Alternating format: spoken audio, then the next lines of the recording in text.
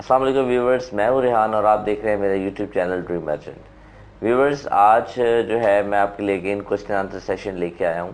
जैसे इससे पहले भी हमने क्वेश्चन आंसर सेशन किया था, तो आज मेरे साथ अगेन मेरे असिस्टेंट उस्मान मौजूद हैं जो कि मुझसे कुछ सवालात करेंगे। और ये सवालात स्टूडेंट्स के हवाले से बहुत अहम है, क्योंकि स्टूडेंट्स को अक्सर बहुत प्रॉब्लम आते हैं याद करने में क्वेश्चंस, और इस तरह की बहुत सारी चीज़ें आती हैं। तो उस हवाले से मैंने आज की जो वीडियो है वो तरतीब दी है। तो कुछ क्वेश्चंस हैं उस्मान के, जो कि खुद भी एक स्टूडेंट लेवल पे हैं, तो ये ज़्यादा बेहतर तरीके से बता सकते हैं कि स्टूडेंट को क्या प्रॉब्लम आ सकते हैं। और मैं कोशिश करूँगा कि आपको उन आंसर्स दे सकूँ उन सवालों के जो कि ये मुझसे पूछेंगे। तो उस्मान, अस्सलाम वालेकुम, कैसे हैं आप? ठीक ठाक हैं?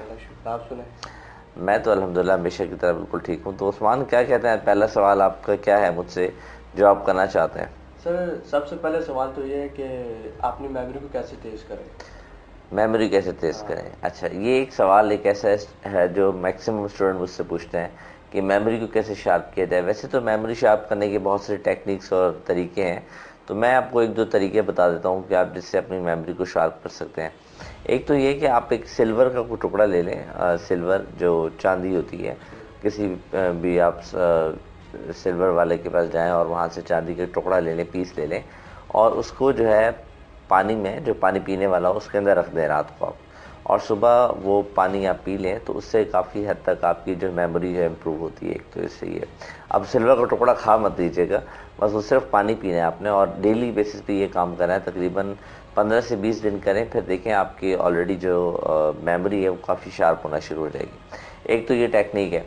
दूसरी टेक्निक हम इसमें यूज़ करते हैं कि रात को सोने से पहले आपने एक काम करना है कि आपने मोबाइल में अपने अलार्म लगाना है, 10 मिनट्स का अलार्म लगाएं, और फिर आपने रिवर्स ऑर्डर में सोचना है कि आज मैंने क्या क्या किया, रिवर्स ऑर्डर में, यानी कि अभी थोड़ी देर पहले मैंने क्या किया क्या किया, इस तरह करते करते आपने सुबह तक की अपनी पूरी रूटीन को फॉलो करना है।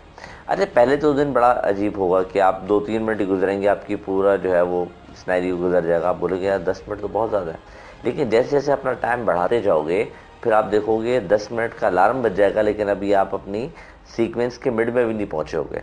तो चूंकि आपका जो ब्रेन है वो बेसिकली आयंस जो होते हैं इसके बहुत ज़्यादा क्रिएट होना शुरू हो जाते हैं, जिसकी वजह से तो फिर आपकी जो मेमोरी है वो शार्प होना शुरू होती है। तो ये एक बहुत अच्छी टेक्निक है, इससे आप अपनी मेमोरी को बहुत ज़्यादा जो है वो शार्प कर सकते हैं। अगर आप इन दोनों टेक्निक्स पे वर्क करना शुरू कर दें, या जितने भी व्यूवर्स मुझे देख रहे हैं इस वक्त, अगर आप इन चीज़ों को वर्क करना शुरू कर दें, तो आप देखिएगा कि आपकी मेमोरी जो है बहुत ज़्यादा शार्प होना शुरू हो जाएगी।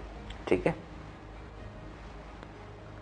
अच्छा जी उस्मान, अगला सवाल क्या है आपका? सर, अगला सवाल ये है कि अक्सर हम पेपर में सवाल भूल जाते हैं, तो उन्हें कैसे याद किया जाए। अच्छा, ये एक ऐसा सवाल है कि अक्सर स्टूडेंट कहते हैं कि सर हम जो याद करते हैं जब पेपर में जाते हैं तो पहला लफ्ज़ जो है वो याद नहीं आता, और वो पहला लफ्ज़ अगर याद आ जाए तो पूरा सवाल याद आ जाता है, लेकिन वो पहला लफ्ज़ याद नहीं आ रहा होता।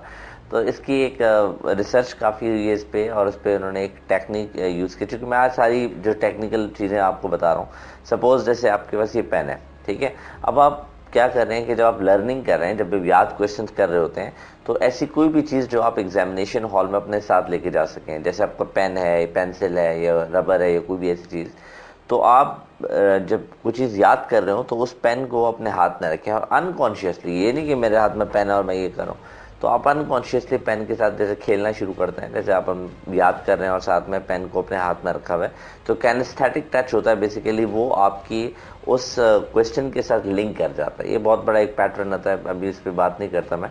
तो आप ये समझिए कि जब वो कुछ चीज़ अपने हाथ में रखेंगे, जो क्या स्टेशनरी वगैरह या कोई पेन वगैरह, और आपको लगता है ये सवाल पेपर में आ जाता है और मुझे ये भूलने का चांस है, तो आप उस क्वेश्चन में आप वो पेन रख लें अपने पास, और जब याद कर रहे हैं तो वो पेन को अनकॉन्शियसली आप उसके साथ घुमाते रहें, खेलते रहें। अब होगा ये कि उस पेन के जो टच है वो आपके उस क्वेश्चन के साथ रिलेट हो जाता है। अब हुआ ये कि जब आप एग्ज़ाम हॉल के अंदर गए और आपको वही सवाल पेपर के अंदर आ गया, तो अब वो सवाल आपको पहला लफ्ज़ याद नहीं आ रहा, अब आपने वही पेन निकाला और अनकॉन्शियसली आपने उसके साथ 1-2 मिनट के लिए आप यूज़ करना शुरू करो और दूसरे क्वेश्चन को देखते रहो।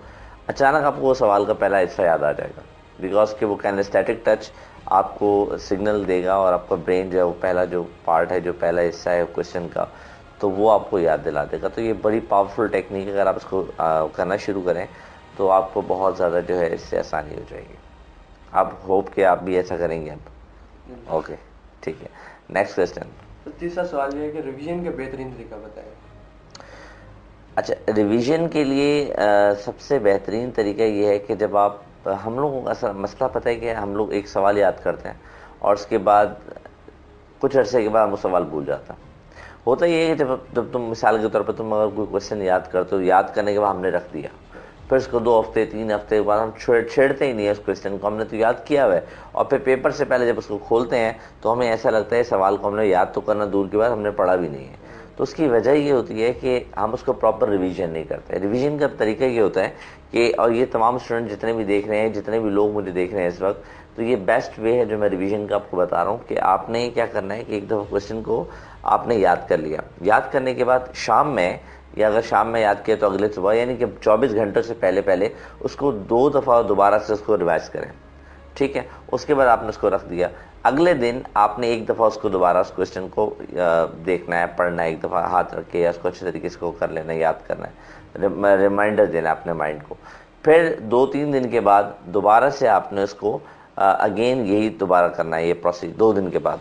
ठीक है, फिर उसके बाद 1 हफ्ते के बाद उसको रिमाइंड करना है, फिर महीने के बाद उसको दोबारा रिमाइंड करना है। यकीन करें उसके बाद वो क्वेश्चन आपको लाइफ टाइम जो है पक्का हो जाएगा, वो क्वेश्चन आपको भूलेगा नहीं।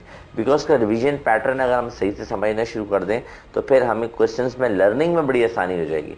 और हमारा ये सबसे बड़ा प्रॉब्लम ये है कि हम लर्निंग इज़ एन आर्ट, चूँकि हमें वो तरीके नहीं बताए गए। फॉरेन कंट्रीज़ के अंदर जो होता है वो ज़्यादातर यही होता है कि they are working on the techniques. एक हार्ड वर्किंग होती है, एक स्मार्ट वर्किंग होती है। They are doing the smart working और हम लोग करते हैं हार्ड वर्किंग। तो हार्ड वर्किंग तो करने वाला देखें, एक मज़दूर है और एक आपका ऑफिसर है, ऑफिसर इनका आदमी है जो 2 लाख 2.5 लाख रुपए एक महीने कमा रहा है।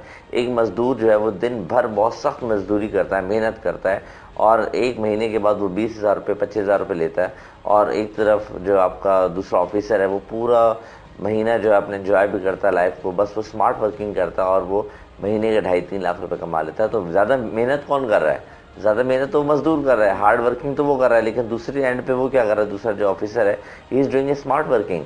तो वो स्मार्ट वर्किंग बेसिकली कर रहा है। तो आपने क्या करना है, स्मार्ट वर्किंग करनी है। जो टेक्निक्स बता रहा हूँ ये स्मार्ट वर्किंग में आती हैं। अगर आपने इन टेक्निक्स पे वर्क करना शुरू कर दिया तो डेफिनेटली आपकी जो कैपेबिलिटीज़ ऑफ लर्निंग है वो बहुत ज़्यादा इंक्रीज़ हो जाएगी। और हमारे स्टूडेंट, मैं अक्सर चूँकि खुद एक लेक्चरर हूँ तो मैं देखता हूँ कि हमारे स्टूडेंट्स के साथ ये बहुत ज़्यादा प्रॉब्लम्स आते हैं। पेरेंट्स को प्रॉब्लम आते हैं, हमारे बच्चे सही तरीके से लर्निंग नहीं कर पा रहा, तो लर्निंग डिसेबिलिटीज़ आ रही हैं। तो उसकी वजूहत ये हैं, अगर वो इन वर्किंग करना शुरू कर दें इन छोटी छोटी चीज़ों पर, तो देखें there will be a change in that. ठीक है जी सर, अगला सवाल यह है कि जवाब याद करने का बेहतरीन तरीका बताएं। अच्छा, सवाल याद हो गया आपको? सवाल याद ओके, जवाब याद करने का बेहतरीन तरीका क्या होता है? अच्छा, जवाब याद करने के लिए अगर बहुत बड़ा क्वेश्चन हमारे पास आता है, आंसर बहुत बड़ा है हमारा क्वेश्चन का और उसके अंदर बहुत सारी हेडिंग्स है, जिसके हमारे चूँकि जो सिस्टम है उसमें अक्सर लेंथ बहुत ज़्यादा मैटर करती है। तो बहुत ऐसे कुछ टॉपिक्स हैं, पाकिस्तान स्टडीज़ है या इस्लामियात वगैरह है, या कुछ ऐसे टॉपिक्स हैं जिनमें हमारे पास लेंथ बहुत ज़्यादा होती है। तो अब हम क्या करते हैं, वो हेडिंग्स जो कि 10 हैं 12 हैं हेडिंग्स हैं, तो हम भूल जाते हैं। ठीक है, तो अब इसका सबसे बेहतरीन तरीका है आप उसको जो है ना कोडिंग करें, यानी कि आप उसके एब्रीविएशन बना लें। ठीक है, जैसे मिसाल के तौर पे मैं एक वर्ड यूज़ करता हूँ, टुगेदर एवरीबडी अचीव मोर। अभी याद करना मुश्किल है, टुगेदर एवरीबडी अचीव मोर, एक सेंटेंस आप वहाँ पे जाके आप भूल जाएंगे। इसकी जगह पर मैं अगर एक छोटा सा एक वर्ड आपको दूँ, टीम, अब आपको याद रहेगा टीम। ठीक है, अब T for together, E for everybody, A for achieve and M for more.